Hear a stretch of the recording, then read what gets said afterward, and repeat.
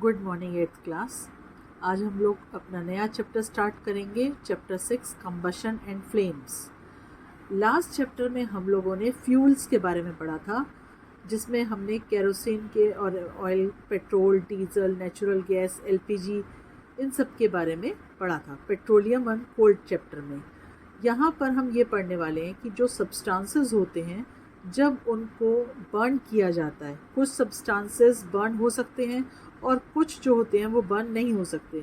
लेकिन कुछ सब्सटेंसेस को बर्न करने से फ्लेम बाहर आती है और कुछ को बर्न करने से फ्लेम नहीं आती है। जैसे कि अगर हम कैंडल को बर्न करते हैं तो उससे फ्लेम आपको दिखाई देती है, लेकिन जब हम कोल को बर्न करते हैं तो फ्लेम दिखाई नहीं देती। तो इस चैप्टर में हम यही पढ़ने वाले हैं। तो सबसे पहले हमारा टॉपिक है कंबशन, कंबस्टिबल सब्सटेंसेस और कंबशन। कंबशन क्या चीज़ है? एक ऐसा प्रोसेस जिसमें ऑक्सीजन की प्रेजेंस में जब हीट और लाइट दी जाती है तो वो प्रोड्यूस होता है कंबशन। जैसे कि हम कैंडल को रखी है हमारे पास और उसको जब हम मैच स्टिक से जलाते हैं तो हम क्या करते हैं कि उसको ऑक्सीजन की प्रेजेंस में कैंडल होती है और हम जब उसको हीट देते हैं मैच स्टिक से तो वो जलने लगती है। तो ये कहलाता है कंबशन। अब कंबस्टिबल सब्सटेंसेस कौन से हैं और नॉन कंबस्टिबल सब्सटेंसेस कौन से हैं? कंबस्टिबल सब्सटेंसेस वो सब्सटेंसेस हैं जो कि हीट और लाइट देने पर जलने लगते हैं, जैसे कि wood, coal, charcoal, kerosene, petrol, diesel, LPG, CNG etcetera. ये सभी कंबस्टिबल सब्सटेंसेस हैं जो कि बाहर से हीट और लाइट देने पर जलने लगते हैं, और जो सब्सटेंसेस नहीं जलते हैं वो कहलाते हैं नॉन कंबस्टिबल सब्सटेंसेस। तो मैंने अभी आपको यही बताया कि कंबशन क्या है। The chemical process in which a substance react with oxygen to produce heat is called combustion. तो ऐसा प्रोसेस, केमिकल प्रोसेस जिसमें ही ऑक्सीजन की प्रेजेंस में जब हीट दी जाती है तो वो कंबशन होता है। The substance which undergoes combustion is called combustible substances, और ये जो है फ्यूल भी कहलाते हैं। Sometimes light is also produced during combustion, इधर एज अ फ्लेम और एज अ ग्लो। कभी कभी जो लाइट होती है वो भी कंबशन शो करती है, जैसे कि फ्लेम या ग्लो की उसमें। Air is necessary for combustion. तो सबसे पहला जो इसका टॉपिक है कि इसमें कंबशन के लिए एयर सबसे ज़्यादा नेसेसरी है। तो यहाँ पर आपको एक एग्जाम्पल दिया गया है, air is necessary for burning. इसका एग्जाम्पल में हमने एक बीकर के अंदर सिंपल एक कैंडल जली हुई है, एक कैंडल है, उसके हम जला करके उसके ऊपर जब हमने एक बीकर को ऊपर से बंद कर दिया तो वो कैंडल क्या होती है कि वो बुझ जाती है थोड़ी देर के बाद, एकदम से नहीं बुझती है।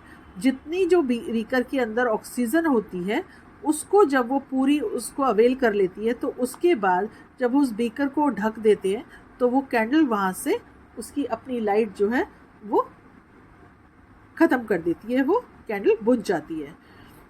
नेक्स्ट टॉपिक है इसमें इग्निशन टेम्परेचर। तो इग्निशन टेम्परेचर क्या चीज़ है? इग्निशन का मतलब क्या है? The minimum temperature of which a substance catches fire and Burns is called is ignition temperature. मतलब जैसे कि हम कैंडल के पास मैच स्टिक को लेके आते हैं जला करके और वो कैंडल जलने लगती है, तो वो उसका इग्निशन टेम्परेचर है जिस पर भी कोई जब सब्सटेंस जलने लगता है। A substance which not catch fire and burn its temperature is lower than it's ignition temperature. कभी कभी क्या होता है कि अगर हम मान लीजिए कैंडल जला रहे हैं और कैंडल के धागे में हल्की सी गीलापन है तो वो कैंडल नहीं जलती जब तक कि वो सूख नहीं जाता।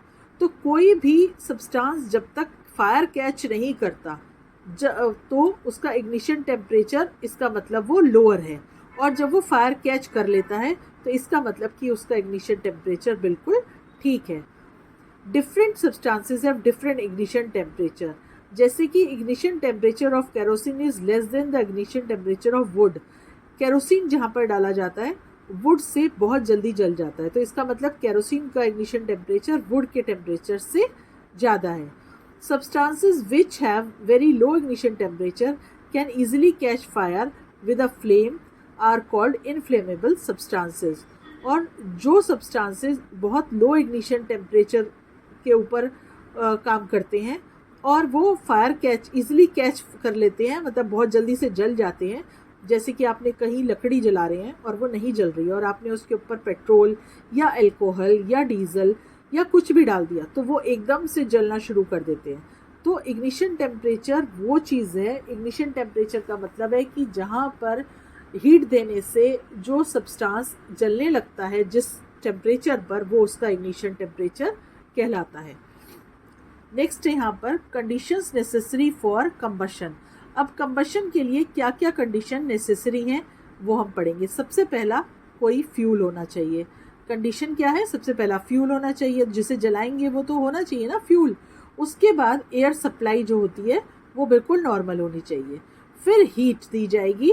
हीट का मतलब आप उसको चाहे मैचस्टिक से जला रहे हैं चाहे लाइटर से जला रहे हैं, तो उसके इग्निशन टेम्परेचर पे जब उसको हीट दी जाएगी तो इसका इग्निशन टेम्परेचर हाई होगा, बढ़ेगा और वो सब्सटेंस जलने लगेगा। A substance will not burn without one of more of these condition. इनमें से कोई भी सब्सटेंस, अगर सब्सटेंस है अगर वो नहीं जल रहा तो इसका मतलब इनमें से कोई कंडीशन जो है वो इसके ऊपर एप्लीकेबल नहीं हो रही है। या ऑक्सीजन नहीं है, या हीट इग्निशन टेम्परेचर सही नहीं दिया जा रहा, या फ्यूल नहीं सही है, या फ्यूल ठीक नहीं है, या फ्यूल में मॉइस्चर है। तो ये सारी कंडीशन जो है वो है नेसेसरी फॉर कंबशन। नेक्स्ट है how do we control fire. अगर कहीं फायर हो जाती है, फायर अकर हो जाती है, जैसे कि कहीं फायर लग जाती है, तो उसमें हम कौन सी कंडीशन है या उसको किस तरीके से हम उससे कंट्रोल कर सकते हैं। The condition necessary for producing fire are, सबसे पहला है कि एयर, दूसरा है हीट और तीसरा है आपका ignition temperature. Fire can be control by removing one or more these condition. इन कंडीशन में से एक को हटा दिया जाए, या तो एयर सप्लाई बंद कर दी जाए, या इग्निशन टेम्परेचर को लो कर दिया जाए, या फ्यूल ही हटा दिया जाए वहाँ से, तो जो फायर अकर होने से बचाया जा सकता है। Fire extinguisher cut off the supply of air and bring down the temperature of the fuel both and control the fire. तो जो ये आपका एक फायर एक्सटिंग्विशर है, आपको याद होगा कि जब हमारे स्कूल चल रहे थे लास्ट ईयर, तो तब एक डेमोन्स्ट्रेशन किया गया था, इस तरीके से सिखाया गया था सभी क्लासेस को कि किस तरीके से हम इस फायर एक्सटिंग्विशर का यूज़ कर सकते हैं। तो अगर हमारे पास फायर एक्सटिंग्विशर है, इसको ऑन करने से फायर जो एयर सप्लाई होती है वो बंद हो जाती है, इग्निशन टेम्परेचर लो डाउन हो जाता है और हम फायर पे कंट्रोल कर सकते हैं। नेक्स्ट है आपका मेथड्स ऑफ कंट्रोलिंग फायर। अब किस तरीके से जो फायर है उनको किस तरीके से कंट्रोल किया जा सकता है। Water is the most common fire extinguisher. It can be use only when material like wood, paper etcetera are on fire. Water का यूज़ किया जा सकता है आग को बुझाने के लिए, लेकिन तब जब जो मटेरियल हो वो वुड हो, पेपर हो और उनकी वजह से आग पकड़ी गई हो, तो पानी का यूज़ किया जाता है। Water can not be use if electrical equipment are fire because water conduct electricity and can harm those trying to put out of the fire. अगर कहीं पर इलेक्ट्रिकल इक्विपमेंट की वजह से फायर अकर हुई है या शॉर्ट सर्किट हुआ है, तो वहाँ पानी नहीं डाला जाता, क्योंकि वाटर एक गुड कंडक्टर ऑफ इलेक्ट्रिसिटी है और उससे जो आग बुझाने वाला है उसको करंट का खतरा होगा। इसलिए इलेक्ट्रिक इक्विपमेंट के आग पकड़ने पर उसको पानी से नहीं बुझाया जा सकता। Water can not be use to put out oil and petrol fires because they float on water and continue to burn. इसी तरीके से पेट्रोल और ऑयल की जगह पर कहीं पर आग लग गई है तो वहाँ पर भी पानी से नहीं बुझाया जा सकता, क्योंकि पेट्रोल और ऑयल पानी के ऊपर तैरने लग जाएगा और फिर से आग पकड़ लेगा बाय यूजिंग कार्बन डाइऑक्साइड। तो इस तरीके से जो हम पानी से नहीं बुझा सकते, वहाँ हम कार्बन डाइऑक्साइड का यूज़ करते हैं। और कार्बन डाइऑक्साइड का बेस्ट यूज़ क्या है? Fire extinguisher. फायर एक्सटिंग्विशर के अंदर कार्बन डाइऑक्साइड गैस होती है जो कि फ्लेमेबल मटेरियल को जलने से रोक देती है और उसके ऊपर फायर ऑक्सीजन आ जाने से जो ऑक्सीजन की सप्लाई है उसको बंद कर देती है और फायर जो है वो बुझ जाती है। Carbon dioxide is stored at high pressure in liquid in cylinders. जो फायर एक्सटिंग्विशर हैं उनमें कार्बन डाइऑक्साइड को हाई प्रेशर पे एज अ लिक्विड सिलेंडर्स में उसको डाला जाता है। Chemicals like sodium bicarbonate, potassium bicarbonate produce carbon dioxide near the fire, और कार्बन डाइऑक्साइड को स्टोर करके जो इनको केमिकल्स इसके साथ यूज़ किए जाते हैं वो है पोटेशियम बाइकार्बोनेट और सोडियम बाइकार्बोनेट, और इसको फायर एक्सटिंग्विशर को इस तरीके से रखा जाता है। नेक्स्ट है आपका टाइप ऑफ कंबशन। अब कंबशन कितनी टाइप का होता है? There are 3 types of combustion, rapid combustion, spontaneous combustion और एक्सप्लोजन। रैपिड कंबशन क्या होता है? जब सब्सटेंस एकदम से हीट देने पर एकदम से सब्सटेंस के अंदर जो फायर अकर हो जाती है तो वो रैपिड कंबशन कहलाता है। जैसे कि एलपीजी, हम लोग गैस का सिलेंडर ऑन करते हैं और जैसे ही हम लाइटर जलाते हैं या मैच स्टिक पकड़ते हैं एकदम से फायर अकर हो जाती है, तो ये कहलाता है रैपिड कंबशन।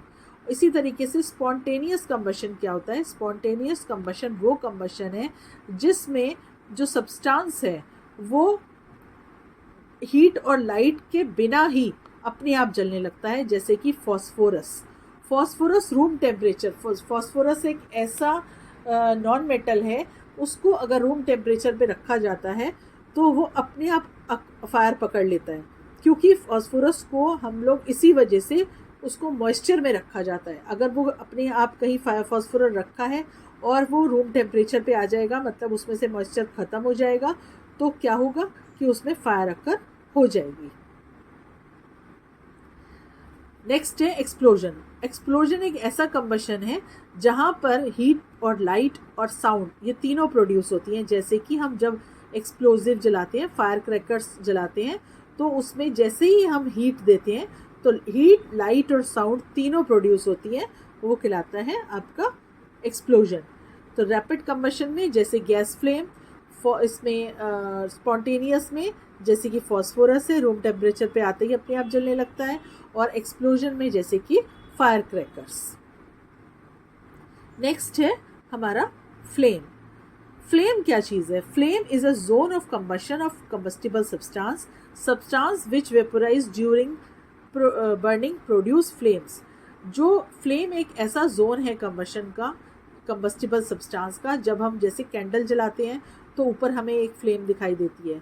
हम कोई भी एक जैसे कि हम एक केरोसिन ऑयल का लैंप जलाते हैं तो भी उसके अंदर हमें फ्लेम दिखाई देती है।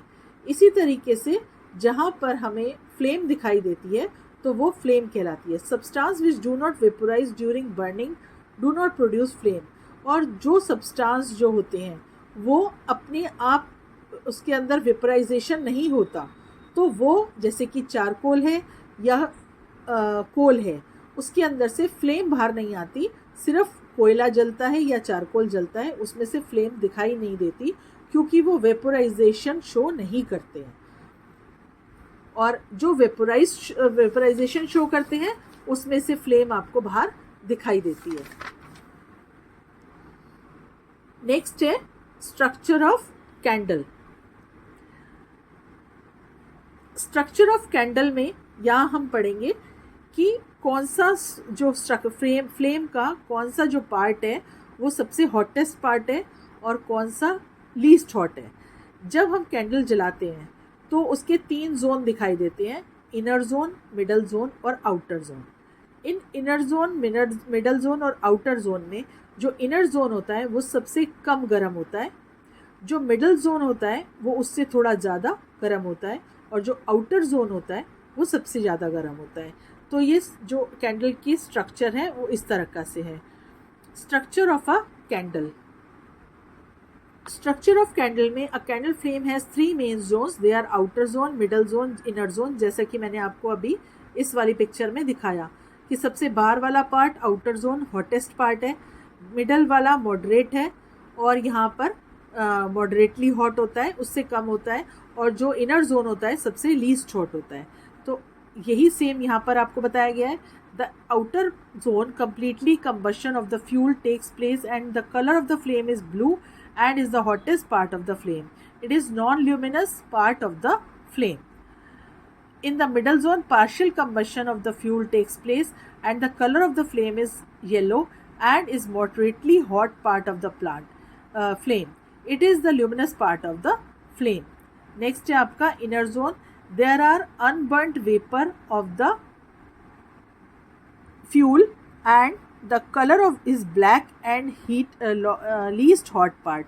जो अंदर वाला पार्ट होता है वो आपका कलर उसका ब्लैक हो जाता है और जो सबसे कम जो है लोएस्ट हीट देने वाला पार्ट है. नेक्स्ट है आपके टाइप्स ऑफ फ्यूल्स. फ्यूल्स कितनी टाइप के होते हैं? Fuels are of 3 types. They are solid fuel, liquid fuel and gaseous fuel. Solid fuel के एग्जांपल हैं wood, coal, charcoal etcetera. Liquid fuels में आते हैं आपके केरोसिन, पेट्रोल और डीजल. और गैसियस फ्यूल में आते हैं आपके CNG, LPG, biogas, hydrogen gas etcetera. तो ये आपके टाइप्स ऑफ फ्यूल्स. आज के लिए इतना ही. नेक्स्ट हम बाकी का बचा हुआ पार्ट नेक्स्ट क्लास में करेंगे.